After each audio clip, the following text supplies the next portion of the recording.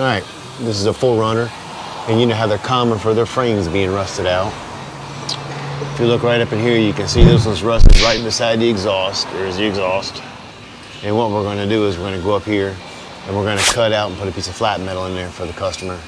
Once I get the exhaust out of the way, I'll give you a better view. All right, to remove the nuts and bolts, the fronts are 15s and the backs are 13s. After we got the exhaust out of the way, that's what it looks like. That's a great view of it right there. And what we're gonna do is we're gonna take a piece of cardboard and we're gonna make a template and transfer it to a piece of steel.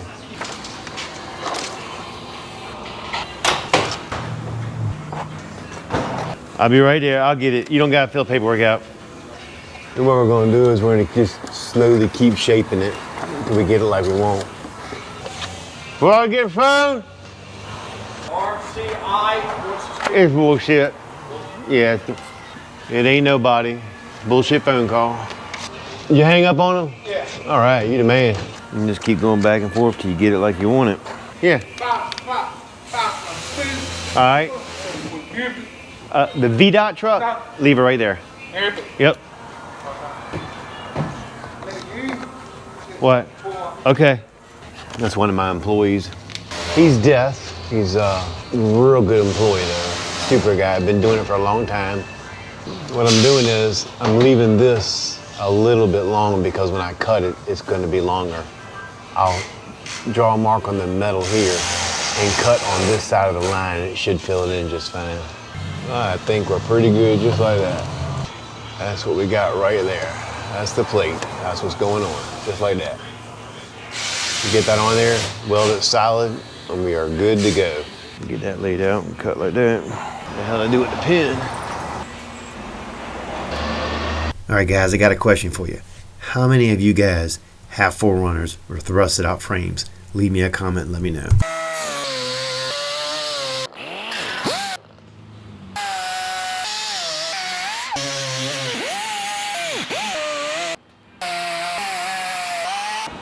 One thing about doing it this way, you can run through some discs. This is what we got so far. We'll check it up there to the frame and then come back and clean it up a little bit. All right, let's see what we got for the first cut. Not bad, we need to trim it out here more. All right, now what we're gonna do is dress up the metal here. So when we go to weld, it'll make a nice weld.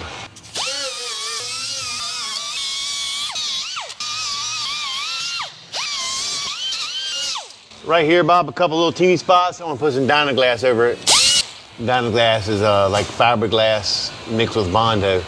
And the little teeny spots of that, if you wipe over it, it won't go anywhere. It'll prevent it from rusting even more.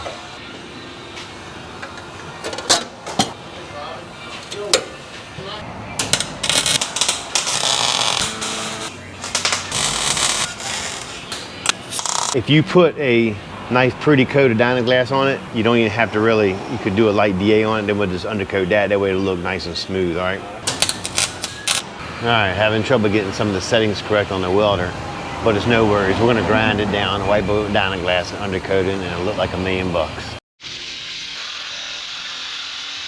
Whenever we do a project like this, we use Everglass to finish it off with. It's made by Evercoat. It's short strands fiberglass mixed into the body filler. It is great for projects like this and is 10 times more durable. This is what it looks like after you mix it. Nice truck. All right, that's what it looks like after we wipe it.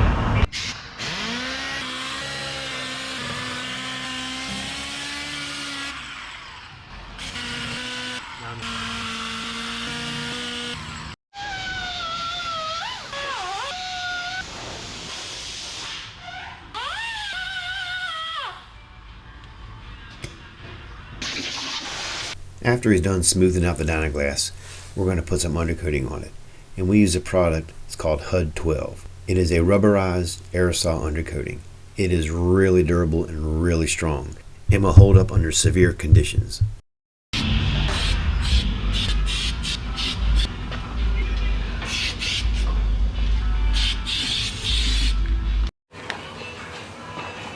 All right, guys, that's what it looks like after it's been undercoated.